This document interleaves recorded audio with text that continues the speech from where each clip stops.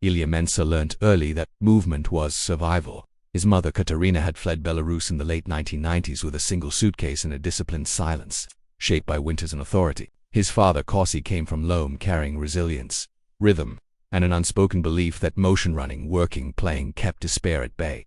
In America they found work, not comfort. Their son learned to run before he learned to explain himself. Soccer made sense where nothing else did. On the field, systems mattered.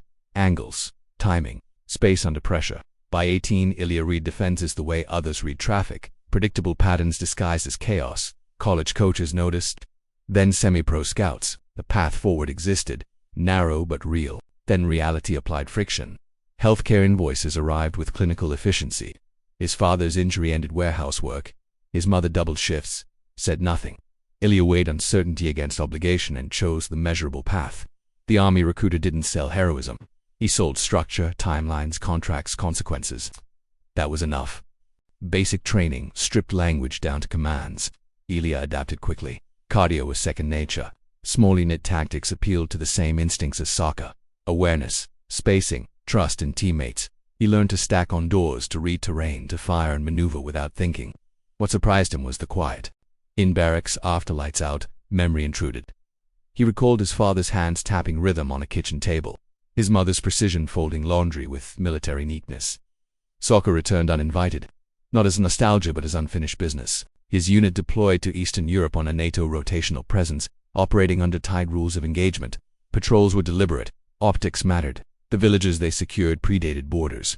In one Lithuanian town, during approved downtime, Ilya followed noise beyond the perimeter. A game was underway on a broken field, no nets, uneven grass.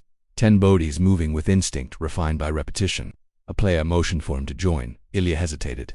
Uniform were upon retention concerns. Then secured his rifle and stepped onto the pitch. The first touch settled everything. Muscle memory overrode hesitation.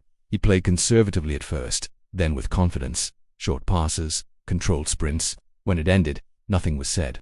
The nods exchanged carried mutual recognition. Back in quarters, Ilya couldn't sleep.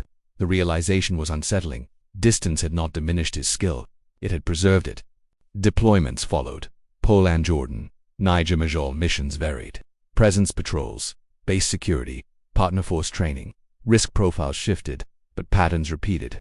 Where people gathered, a ball eventually appeared. Soccer became a constant amid variables.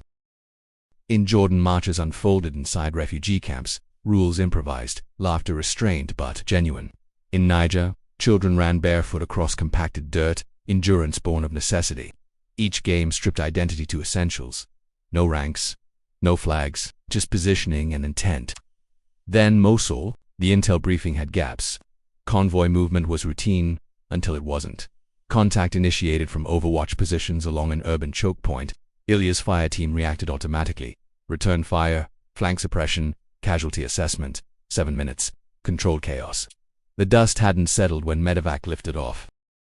That night, Ilya sat behind a defensive barrier, helmet at his feet, weapon cleared but close. He checked his gear repeatedly, not from fear, but habit. In his pocket, a small cloth stitched from 2 flags rested against his hand. A ball rolled nearby. Someone kicked it toward him, no ceremony. They played under security lights, meant to reveal threats, not games. Boots scraped gravel. Movements were careful at first, then fluid. The exercise was tactical in its own way, reading fatigue, compensating for injuries, trusting coverage. War did not stop, but for 20 minutes, it receded. When his contract ended, Ilya declined re-enlistment. The army had given him precision, not permanence. Back home, he returned to a neighborhood that had changed less than he had. He spoke Belarusian in his mother's kitchen, away with his father on evening walks. He owned too many worlds now to belong to only one. He volunteered at a community center, coached kids who lacked patience but not potential. He taught them structure first, shape, responsibility, communication, then freedom within it. He didn't speak of combat, he spoke of awareness. One afternoon, watching them adjust without being told, he understood the through line. Purpose wasn't abandoned, it was redirected. Heroes weren't born in singular moments of violence or victory. They were shaped through repetition, choosing discipline, connection, and awareness under pressure. The field had followed him across continents not to remind him of what he lost, but to show him what endured. As the sun set and long shadows stretched across worn grass, Ilya stood at midfield and observed. Movement, trust, control, the same principles, applied differently. And this time, he stayed.